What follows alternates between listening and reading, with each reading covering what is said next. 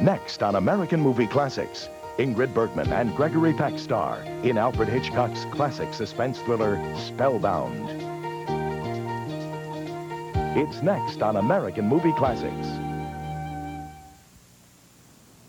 The Fallen Sparrow was special in one way. Did you expect Maureen O'Hara to be one of the bad guys? I can't think of another film in which she gets to be the villain.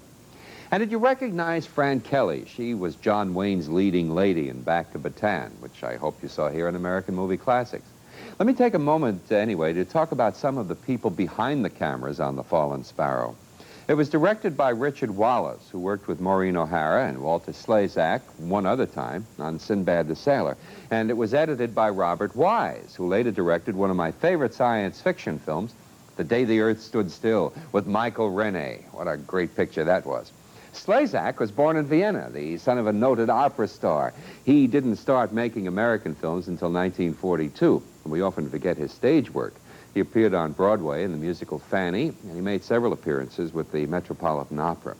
The Fallen Sparrow was one of the last Spanish Civil War pictures made in Hollywood. World War II took precedence, and smaller conflict that kind of slid into motion picture limbo. We'll be right back, but first let's take a look at this.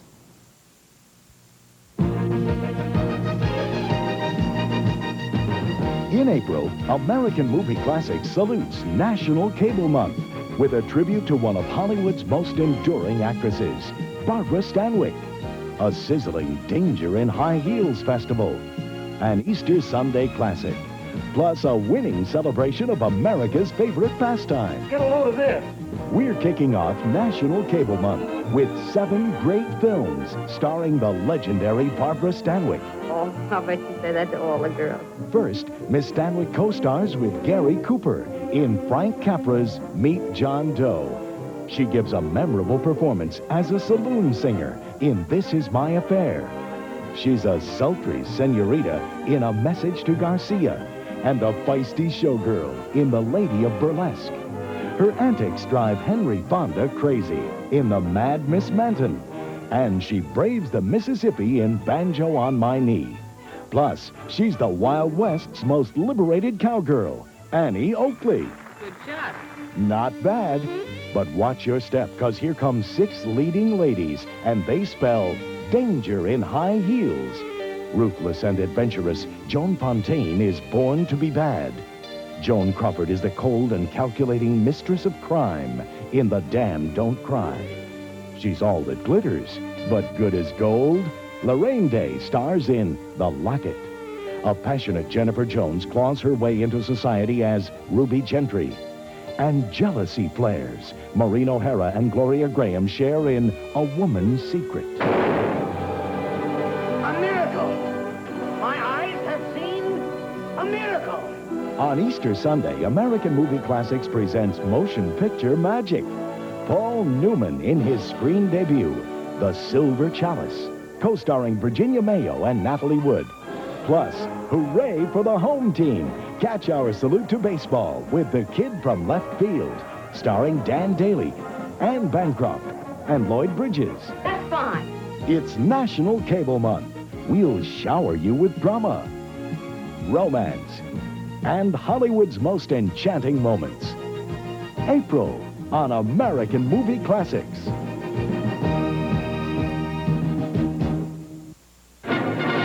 Hollywood, land of 1,000 dreams. Why, if you just give it a chance, you'll have a valuable new star on your hands. You can take my word for it. Land of 1,000 broken promises. This man was one of our great stars, not so many years ago. I'm Emery Slade, you understand? 2 stars, one with a bright future. I'm going to root for you, Miss Clark. I've never done that before.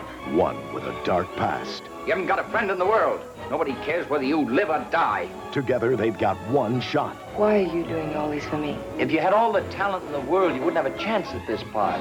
Marry me and take the plane back with me tomorrow night. I can't. Now you have a chance to be a star. And what are you doing? You're running away again. It's not true. That's not true at all. William Powell stars in a musical tribute to Tinseltown. Dancing in the dark. Dancing in the Dark, Sunday on American Movie Classics.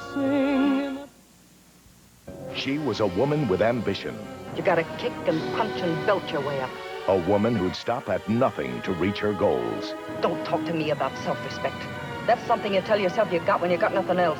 No matter what the cost. You're so used to lying and cheating and double-crossing, you can almost make it seem good. Joan Crawford gives a powerhouse performance in The Damned Don't Cry, part of our Danger in High Heels Festival, premiering Sunday, April 12th on American Movie Classics.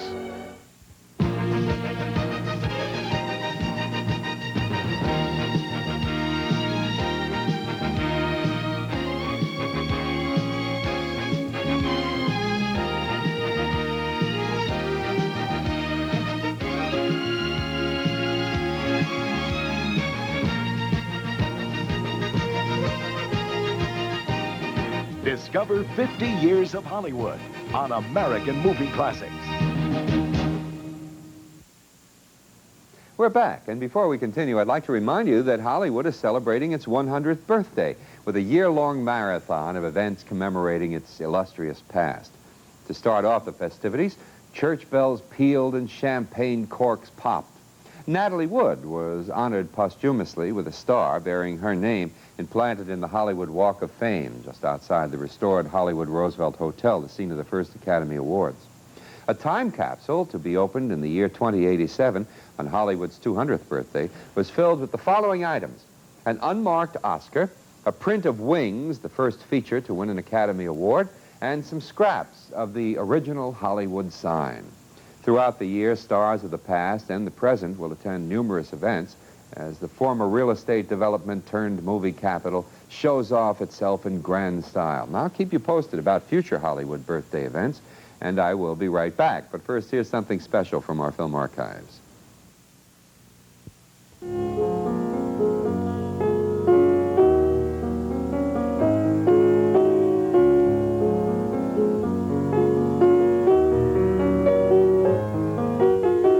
She was, without question, one of the most influential women in the 20th century. Even today, over 2 decades after her untimely and mysterious death, Marilyn Monroe's image can be seen everywhere, on posters, in books, in advertisements, and on television.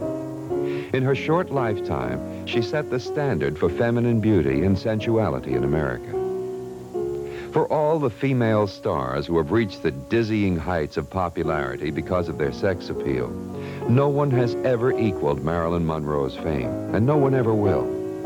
She was a unique American phenomenon, a confused young girl from Southern California who went on to become the most famous, legendary, and revered sex goddess the nation and perhaps the world has ever known. But behind the stardom, glitter, and fame stood a lonesome young girl whose short life was a terrible tragedy. A frightened young girl who was never prepared to deal with the enormous popularity she attained. A misunderstood young girl who in her wildest dreams could never imagine the tremendous impact she would have on all American society.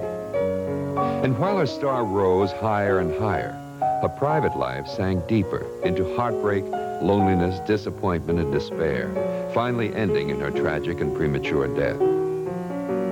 But Marilyn's passing did nothing at all to stop the country's fascination with her. Instead, it grew. The mysterious circumstances surrounding her alleged suicidal death, coupled with the discovery of her naked body, only served to heighten America's infatuation with Marilyn, and the legend continued to grow, even to this day. Norma Jean Mortensen was born in Los Angeles, California on June 1st, 1926. Her mother, Gladys Pearl Baker, was an editor at Columbia Studios with a long history of mental illness and suicide in her family. She was unwed at the time of Norma Jean's birth, and the identity of the child's father has never been established.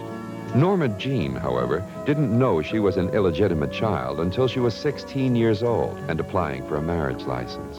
It was at this time she found out that the name entered on her birth certificate, Mortensen, was that of Edward Mortensen, an itinerant baker who had died in a motorcycle accident when the child was 3. So Norma Jean changed her surname to Baker, her mother's maiden name. For most of Norma Jean's childhood, her mother was confined to mental institutions. From ages 5 through 9, the little girl lived in numerous foster homes where she was subjected to beatings, humiliation, neglect, and once to rape. When she was 9, Norma Jean was placed in an orphanage, and at age 11, she went to live with a friend of her mother's. At 16 years old, she quit high school, and in an effort to escape her lonely and loveless childhood, she married 21-year-old James Doherty, a worker at an aircraft plant. The union was a dismal failure from the start, and 1 year after her marriage, Norma Jean attempted suicide. In 1944, her husband went overseas to work, and Norma Jean found employment as a spray painter in a Los Angeles defense plant. While there, she was discovered by an Army photographer who asked her to pose for some morale-boosting shots. Her pinup photos proved very popular among the GIs, and soon other photographers took notice of the girl, one of them securing her a spot with a modeling agency. The agency convinced Norma Jean to cut her brown hair short and to dye it blonde.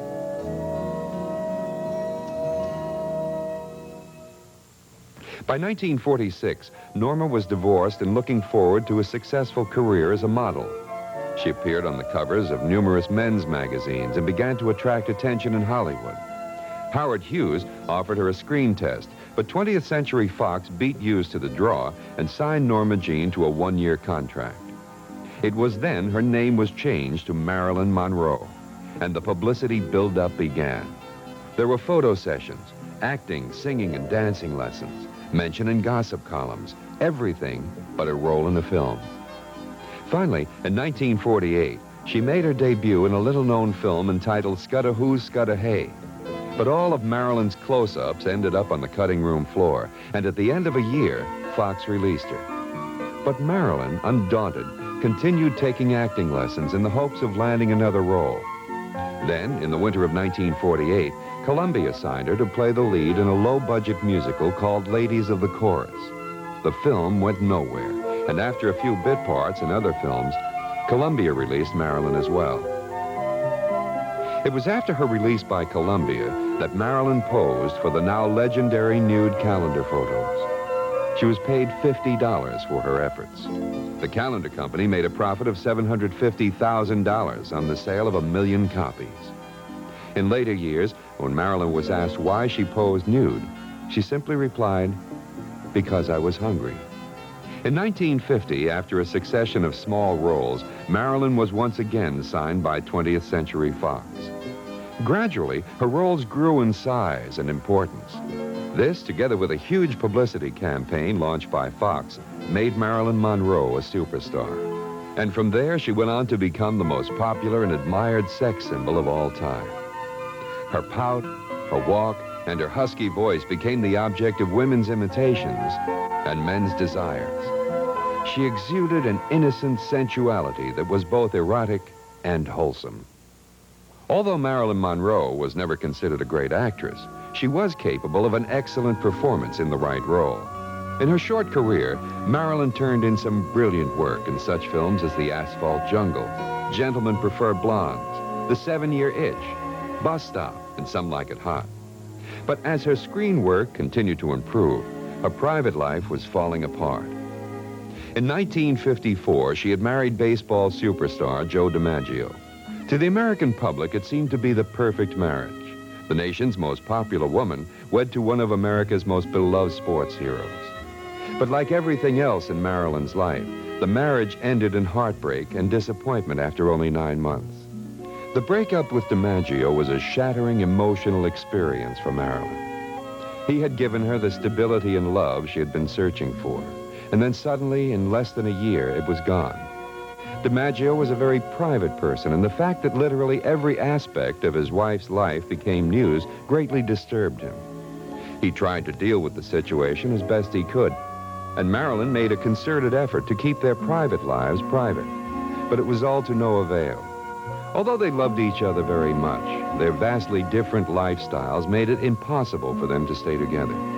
Marilyn and Joe remained close friends, however, and in later years, whenever Marilyn had serious emotional problems, she often turned to DiMaggio, who was always there to help her through the rough times. After her divorce from DiMaggio, Marilyn headed for New York, where, in an act of defiance against Fox Studios, she announced the formation of Marilyn Monroe Productions, with herself as president. Her intention was to play more serious roles, in contrast to the dumb blonde parts Fox Studios was so fond of casting her in. While in New York, Marilyn began mingling with the East Coast intellectual crowd and became particularly attracted to writer Arthur Miller, whom she married in 1956. The first few years of her marriage to Miller were relatively happy ones for Marilyn, but as was the case throughout her life, Marilyn's happiness was short-lived. It was a lifelong dream of hers to have children. 3 times during her 5-year marriage to Miller, she became pregnant, but each pregnancy ended in miscarriage. And after each succeeding miscarriage, Marilyn became more and more depressed, often turning to barbiturates and alcohol to ease her pain. She felt like a failure as a woman. Marilyn's inability to fulfill her dream of having a family was something that haunted and tormented her throughout all her adult life. Marilyn Monroe's last screen appearance came in 1961 in The Misfits. Her co-star was the legendary Clark Gable, and it was his last film as well, as he died of a heart attack shortly after the film's completion. Arthur Miller had written The Misfits especially as a vehicle for his wife. But at the time, their marriage was failing, and Marilyn was in an extremely depressed mental state. From the very beginning, The Misfits was beset with problems. It went far over schedule and over budget, and much of this was due to Marilyn's frequent illnesses and fits of depression, which often stopped the production for days on end. At one point during the filming, Marilyn collapsed on the set from an overdose of sleeping pills and had to be rushed to the hospital. As her depression grew, so did her consumption of barbiturates and alcohol. She began seeing her psychiatrist on a daily basis and was suffering from total physical exhaustion. Then, on January 21st, 1961, a week before the premiere of The Misfits, Marilyn and Arthur Miller were divorced. A month later, she entered a hospital for intensive psychiatric care. In the summer of 1962, it seemed as if Marilyn had fully recovered from her physical and emotional problems. In May, she appeared at a birthday celebration for President John F. Kennedy, and in perhaps her most famous off-screen moment, sang a breathy and provocative rendition of Happy Birthday to the Chief Executive. This, of course, fueled rumors that Marilyn and JFK had been involved in a secret love affair. Indeed, these rumors persist to this day, although no concrete evidence has ever been offered. In July of 1962, Marilyn started work on her next film entitled Something's Gotta Give, co-starring Dean Martin. But during the production, Marilyn relapsed into a very depressed emotional state. Her constant tardiness and frequent absences were so damaging to the picture's progress that for the first time in her career, Marilyn was fired from a film. Then, 1 month later, on August 5th, 1962, Marilyn's housekeeper walked into the star's bedroom and found her dead from an overdose of barbiturates. Many questions surrounding the mysterious circumstances of Marilyn Monroe's death have never been answered. Some say it was an intentional suicide. Others say it was accidental, and still others say it was murder. Even in death, Marilyn could get no rest from the relentless curiosity of the press and the public. In the 2 decades since her passing, the legend of Marilyn Monroe has grown to enormous proportions. In many ways, she is more popular today than she was during her lifetime. But what is often forgotten now, and what was never understood when she was alive, was that inside this revered and adored sex goddess was a frightened and insecure young girl. A young girl who spent her entire life desperately seeking love and understanding, but was never able to find it. One part of Marilyn sought the adulation of the masses because it made her feel wanted, loved, and accepted. Yet the fame and popularity she sought and achieved made it impossible for her to have the privacy, security, and love that would have made her life a happy one. Volumes and volumes of words have been written in an effort to explain what was and is the phenomenon of Marilyn Monroe. But for all these millions of words, Marilyn herself summed it up best with something she said in an interview conducted shortly before her death. "I've always felt insecure and in the way," said Marilyn. "But most of all, I felt scared. I guess I wanted love more than anything else in the world."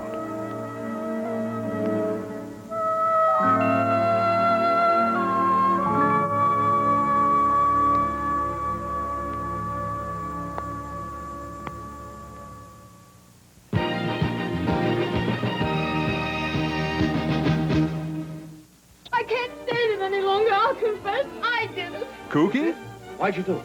Because you asked me to cooperate with you. Yes. Crazy? Maybe. You're up to your beautiful hips in murder. You're fooling around with someone who isn't afraid to kill. Who is he? What are you girls up to? Wouldn't you and Brent love to know? But when she cracks a murder case before the cops, she proves there's a method to her madness. Just catch that killer and you can have my badge. Helen, you take a cab, Myra the bus, hit the subway, and pat. Walk as fast as you can, but don't stop at restaurants. Barbara Stanwyck stars as the dizzy debutante. Find the hair preparation, and you'll find a woman. Neither the police department or I want to wake up some morning and find 8 lovely debutantes murdered. And Henry Fonda is just crazy about her. Isn't she wonderful? That's the girl I'm going to marry. She's the Mad Miss Manton. Can't we prove you're not crazy some other night? The Mad Miss Manton, part of our month-long tribute to Barbara Stanwyck. Wednesday, April 15th on American Movie Classics. We are back, and I hope you enjoyed that piece from the old film archives. Now, let's move on. David O. Selznick was having some marital problems, so he turned to psychoanalysis. Meanwhile, Alfred Hitchcock was trying to interest him in making a movie from a book called The House of Dr. Edwards, a mystery about a cult of devil worshippers. Now, Selznick was not really impressed, but he needed to do a picture with Hitchcock, so he hired Ben Hecht to write a screenplay. Now, Ben was also undergoing psychoanalysis at that time, so he proposed changing the Edwards script into a murder mystery, drawing heavily upon what psychologists in those days were learning about the subconscious. Since Selznick was in analysis at the time, he thought the idea was a great one. Now, you can't really delve into the subconscious symbolism without including some sort of a dream sequence. And Hitchcock wanted to do something radically different, a dream sequence with clear, distinct images. So he hired surrealist artist Salvador Dali to create the nightmare scene. The artist submitted black and white sketches of 5 of these, and 5 of them were chosen, and these were at $1,000 each. Well, so far so good, but this is when Selznick's dream sequence almost turned into a nightmare. See, the idea was to translate the sketches into a full-size set, which technicians said would cost $150,000. Hitchcock did it with miniatures and models for only $20,000, and everybody was happy. Here is Spellbound.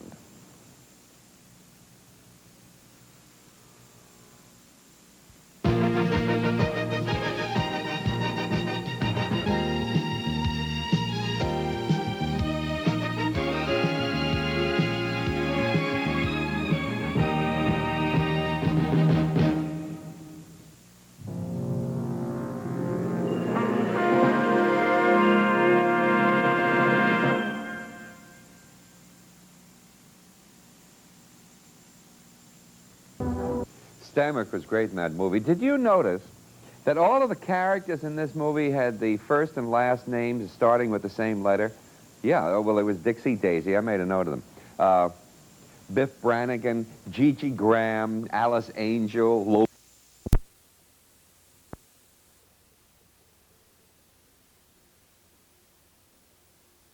you tomorrow. For American Movie Classics, I'm Bob Dorian.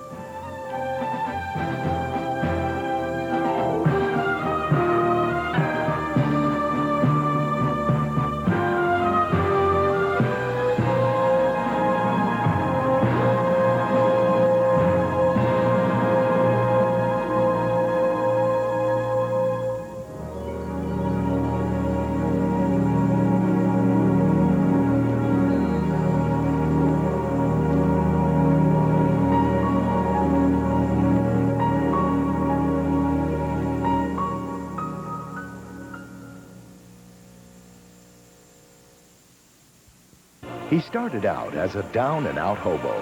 But when a beautiful reporter turns him into the average American, I am the man you all know as John Doe. he becomes a national hero. You're a wonderful man.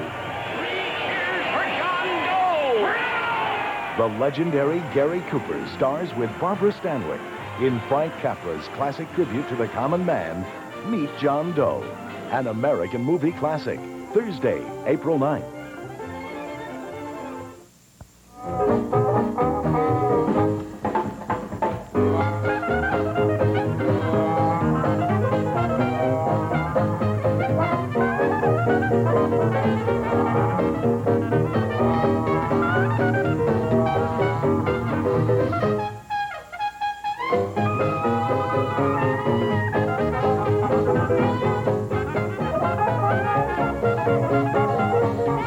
American Movie Classics presents Hollywood, the early years, featuring the great films and legendary stars of Hollywood's silent days.